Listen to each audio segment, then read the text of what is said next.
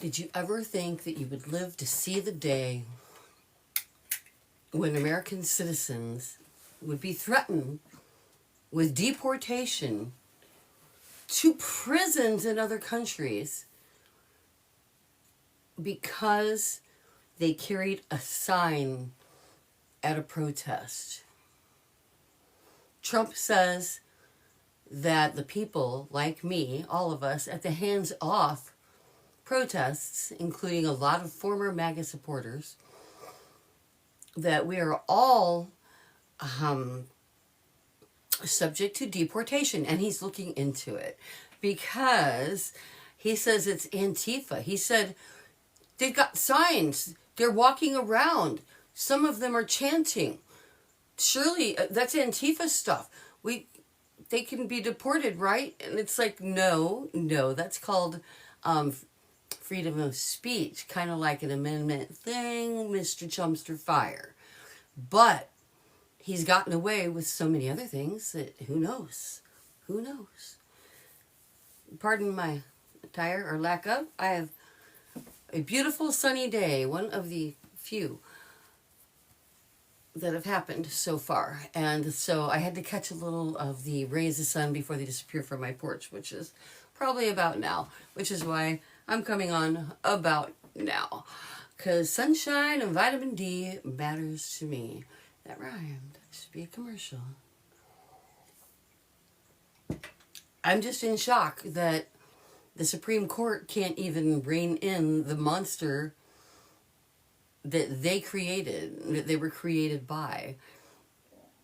They can't, they have ordered Trump and the administration to bring back, can't remember his name, the guy that was erroneously sent to an El Salvadorian prison, and they claim, no, he was not. They don't care that he was already granted asylum. They don't care because he's not technically a citizen. It's out of our hands now, and the El Salvadorian president, who was here in our president's office, is like, I'll take more of your people. Yeah, send me your actual citizens. Let's see. If they're carrying signs, walking around, and chanting, evidently that's reason enough to take someone like me or you and deport you to an El Salvadorian prison where people only live in body bags and there is no such thing as a sentence. There's a way in, there's no way out. I'm beyond shocked. I was worried about World War III. Now I don't even know if we'll get there. You know, I don't know that that's a good thing, having the whole globe dominated by oligarchs at the expense of the rest of us, turning the rest of us into peasants, cogs for their machine, people to fill the coffers of the kings. That's what we are. And I, for one, do not envision a future where this is all we have, where this is all my children have to look forward to. Yesterday I talked about the plight of women in the world and why it's important to not accept cultural, it's their culture to be arranged, you know, have their marriages arranged to be bought and sold, to be traded for livestock. It's their culture. Leave them alone. It's like, no. What, like I said yesterday again, what you reap, you will sow, and what you expect, you will get, and what you accept will follow you home. It will follow you home. And if we accept the fear, just the fear, if we shut up because they might deport us to an El Salvadorian prison, I mean, it's a very real fear. Clearly, it's happened. But shutting up now, because of it, giving into that fear is going to give them a clear victory. And the victory that they're trying to win isn't for MAGA. It isn't for half of Americans who are very conservative. It is what they want is a victory for themselves, for rich people to control the world and get richer within it. And they're doing a very fine job, clearly, of consolidating the money at the top. The three richest men in America, now three, own more than half of the entire population's wealth combined, assets and savings combined. 3 people. And when you factor in about 10 people, it jumps up to more than like 75% of Americans. I pulled that number straight out of my ass, but I'm guessing it's pretty close.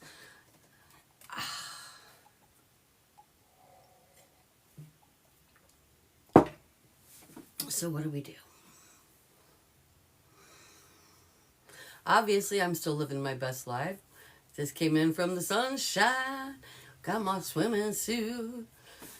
Because you know what? I'm going to get my vitamin D. I'm going to eat healthy food. I am going to be strong. I am going to be ready for whatever the future holds. I've even received the Mormon food. If you go to the Mormon website, they'll send you a package. I got like a $1,500 package of food supplies that are in cans that can last for years. That's weird. Some people are like, that's weird. What are you, a survivalist? I'm like, well, I didn't think so. I've never called myself that, but I like to eat and I'm truly concerned about the world. It's more like just another up in the ante that I walk out the other side okay. Unless I go to an El Salvadorian prison, which evidently is a possibility.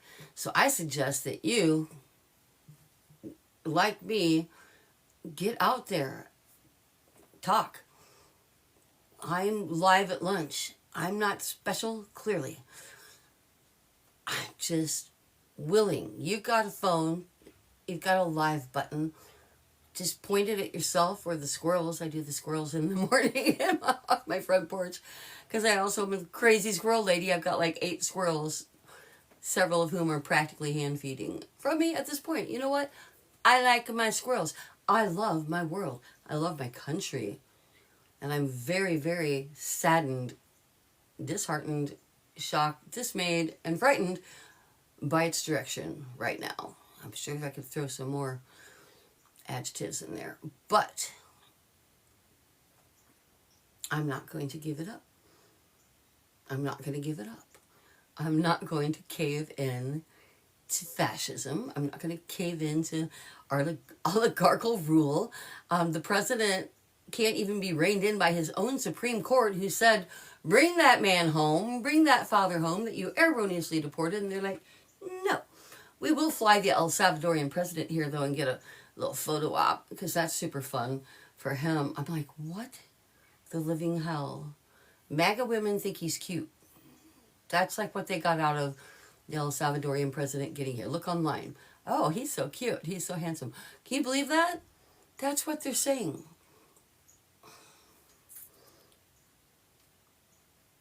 Get a fucking clue. Wake the hell up. Do you want a future that includes women's rights? Or do you want a present where you can say, we won, and I'm just going to hang in here no matter what? I'm talking to my MAGA women now. You know that I've got a lot of MAGA women come on here just to bitch at me. But you know that what is going on is hurting your daughters. It's hurting their future. You don't want your daughter to not be able to get an abortion if she's raped. You don't want your daughters to potentially die carrying an ectopic, unviable pregnancy all the way to the point that their life is in danger. And if you don't believe that those are actually the laws now, wake the hell up and look it up. Yes, they are. Yes, they are. In a lot of states, yes, they are. It is unfathomable to me that MAGA women could be on board, like I talked about, being the best bad woman, being like, you do better if you are like the one that's preaching the patriarchy shit, because then the patriarchy likes you. Then the patriarchy elevates you. Then you can do better in this world that is just completely positioned against women if you're the best bad woman. And the best bad woman, I mean the women who vote against their own best interests, who either believe or will accept that men should control their lives. Like I said yesterday, it's not acceptable to call it cultural. It's okay, I said that wrong. You should not accept anybody's culture, at least the part of it that it disparages against anybody, women or others, should not be disparaged against. If they are, you can't just write it off to culture. You have to call a spade a spade. You have to say, this is wrong. It's not okay. I will not support this.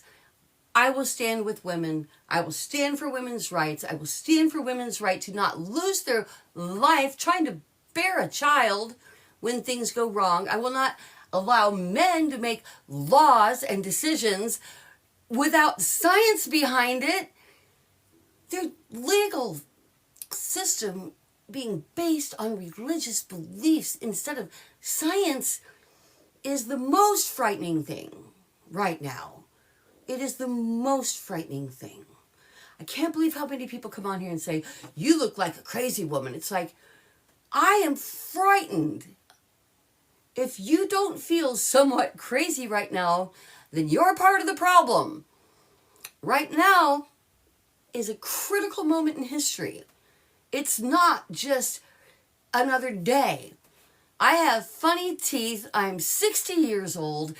This is not the life I envisioned for myself, begging for my rights and the rights of my daughters and my children and the future of the world. No, this isn't what I wanted out of life either. I should be retiring soon. I should be living my best freaking life with my rights. But they took them away. And now I have no choice, and neither do you, but to fight for women's rights. If they call you a crazy lady, good. That means you're getting under their skin. And thank you for all of your comments, by the way. Because the more I know that you are listening, the more I know some of you are hearing too. So don't worry if they don't seem to be listening, because some of them are. Some of them are hearing. Keep talking. Keep your voice out there. Those nasty women have got to talk, or we're not going to have a country anymore, to quote somebody else I know. So, I want the world to be for women too. I want an equal place in it. I've never had that, but I sure as hell will fight for it for my daughters and my daughters-in-law. I hope you do too. Now, the next 2 days, I'm going to be working with Jack Canfield, the author of the Chicken Soup for the Soul series, all those books, on my manuscript, which comes out June 1st, and we're doing a final, and he works with the same publicist, Steve Harrison, as I do. So I'm super thrilled, and again, thank you so much, Steve Harrison. If you've got something that you want to say in the world, I recommend that you go and see if you are Steve Harrison worthy. Not too many people are, but if you are, then he will help you in ways that I can't even explain how much my life is changing, and how much I can do in the world because of the forum that I'm developing now. And my book, Call It Assault, My Continuing Efforts to Survive Childhood Sexual Grooming and Assault, will be out very soon, June 1st. And so the next 2 days, like I said, working with Jack Canfield for 2 8-hour days. So I'm going to try to sneak on and say hi somewhere in there. But just, I encourage you to do everything you can everything you can on the local level. You know, if you're on the fence about getting involved or staying home, get involved. Talk to you soon. Linda K. Gifford, NLP, signing out.